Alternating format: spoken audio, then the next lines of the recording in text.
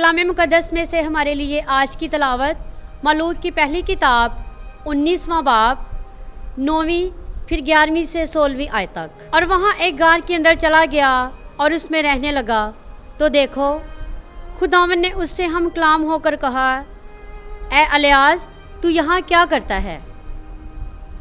तो उसने कहा, बाहर निकल और खुदावन के आगे पहाड़ पर खड़ा हो और देख, खुदावंद गुज़रता है और बड़ी शदीद आंधी पहाड़ों को फाड़ने वाली और चट्टानों को तोड़ने वाली खुदावंद के आगे है, मगर खुदावंद आंधी में नहीं।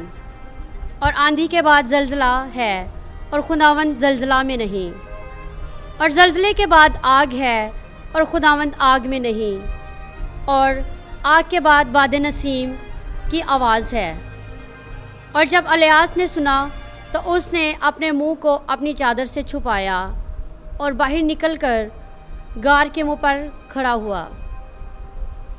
तो देखो, एक आवाज़ उससे कहती है, ए इलियास, तू यहाँ क्या करता है?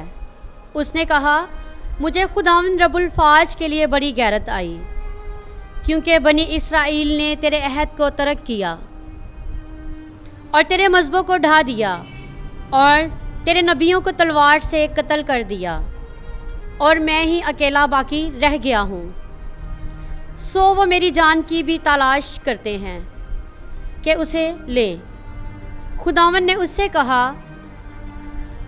रवाना हो और दमिश्क के बियाबान की तरफ अपनी राह पर वापस हो, और जब तू वहाँ पहुँचे तो हज़ाइल को मसा कर कि वो आराम का बादशाह हो, और याहू बिन नमशी को मसा कर के इसराइल पर बादशाह हो, और आबुल मोहल्ला के अलीसा बिन शाफात को मसा कर कि तेरी जगह नबी हो।